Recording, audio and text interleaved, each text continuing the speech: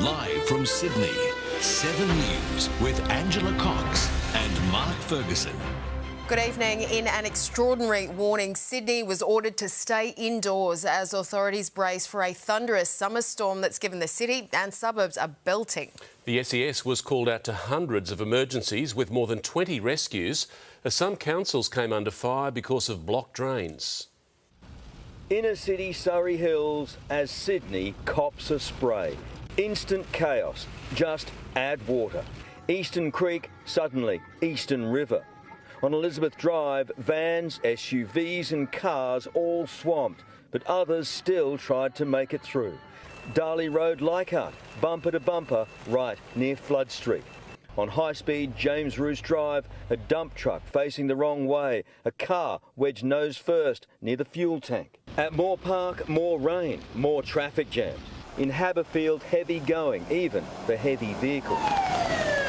The emergency unfolding as broken down car after broken down car added to the misery. The SES had earlier issued an extraordinary warning ordering all of Greater Sydney to stay indoors. We had, as I say, 300 jobs, but all over Sydney. Major arterials cut off, like here, Parramatta Road.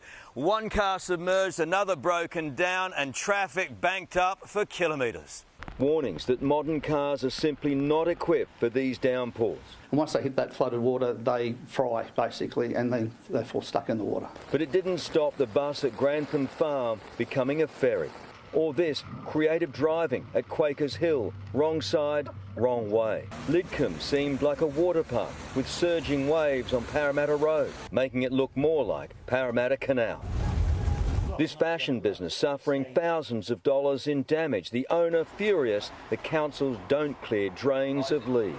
The council, how many times we asked them to come and fix this up, never they come and fix it up. City streets suddenly deserted as the steps at Town Hall Station became a whitewater challenge, forming a subway lake, stranding commuters and shoppers. Drains overwhelmed. On Bayswater Road, it was hard to see where Rushcutters Bay started or ended. At the ponds, having a boat on the street, suddenly not a bad idea. Whatever way you looked at it, the storm was a fast-moving whiteout. It wasn't just Sydney. Overnight and this morning, a massive front surged across country New South Wales. At Harden, what looked like sheets of ice was tons of hail.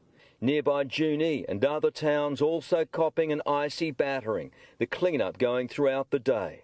Animals, birds also caught, a triage unit set up to treat the bloodied and injured, the victims of 90 minutes of mayhem. The SES says of the more than 300 cries for help that it received, it's now pretty much resolved all of them, guys. It's saying this was a short, sharp soaking that overwhelmed Sydney's stormwater system. But the acting chief superintendent today did take a swipe at Sydney councils for not doing enough and warning them to do more to try and keep the drain system cleaned and cleared. OK, Chris Reason, thank you. For more on the wild storm, Angie Asimus joins us now. Angie, how much rain was recorded? Well, Angie, a huge line of severe storms, including a supercell, delivered that deluge within 1 hour. That angry-looking system really charged across our southwest suburbs. The standout total, 88 millimetres at Horsley Park, but 50 millimetres plus in the CBD and Bringelly, more than 40 millimetres at Penrith and North Parramatta.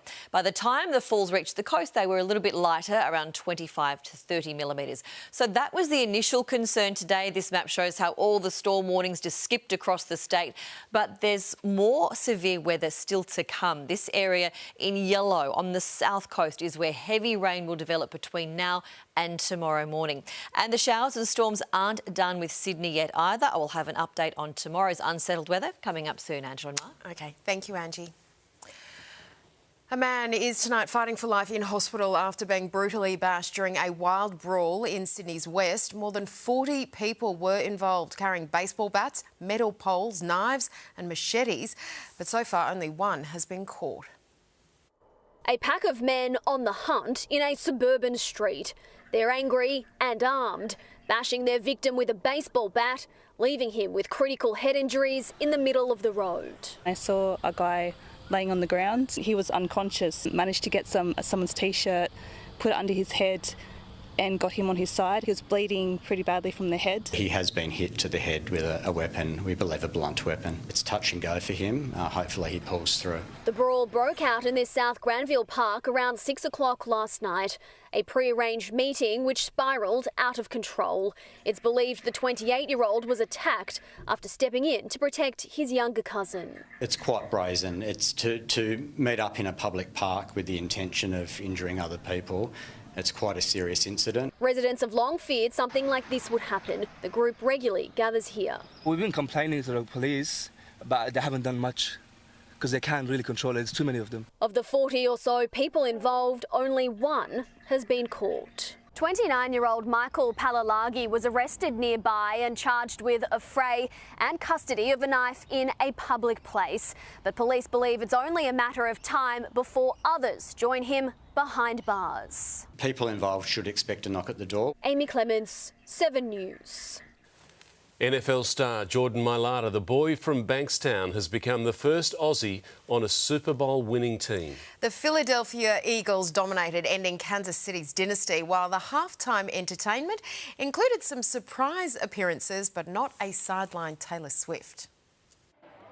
He's done it. From Western Sydney to New Orleans, Jordan Mailata, the first Australian to play in and win a Super Bowl. You've made history for Australia. Tell me how you're feeling. Doesn't feel real. Congratulations from superfan Bradley Cooper. What do you think? Very handsome. But it was a hug from wife Nikki that meant the most. Amazing. I can't believe it. I'm just so happy for you, honey. I thought I'd be emotional wreck, but I think I'm just trying to hold it all in, to be honest. The former rugby league forward, now key to the Philadelphia Eagles' attacking arsenal, more than 2 metres tall, 166 kilograms, part of a battering ram, helping with the first touchdown of the game. Kyle drives his way in, touchdown. But this day is far more than just football. Lady Gaga's street-side performance, I heard from the heavens that clouds have been gray. In a city shaken by a recent rampage that claimed 14 lives. Donald Trump, the first sitting president to watch in person. Kansas City Chiefs trying to create history with 3 wins in a row, but it was the Eagles ahead 24-0 at half-time. Rapper Kendrick Lamar headlined the entertainment. 13 minutes of hip-hop heaven. Even Serena Williams got in on the act. Hollywood great Samuel L. Jackson providing a tongue-in-cheek word of caution.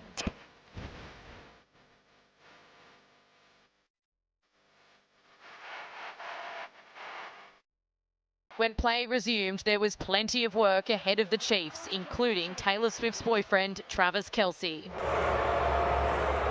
Defeated in their last Super Bowl encounter, the Eagles exacted revenge, winning by 18 points. It's a moment of pure emotion and so well deserved. This was a victory 2 years in the making. The Eagles came here to settle a score and they were not going to leave without that trophy. Teammates full of praise for that humble, giant Aussie. He gutted it out, and I'm super proud of him. Jordan Mailata's family showing their pride. Unbelievable moment. So proud, super excited. So happy. Very proud of you. Love you guys. Thanks. Appreciate all the support.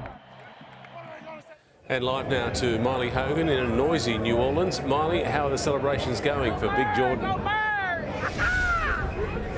Yeah, well, Eagles fans are partying well into the night, as you can see. Well, at the moment, you can see how excited they are about the Philadelphia Eagles winning.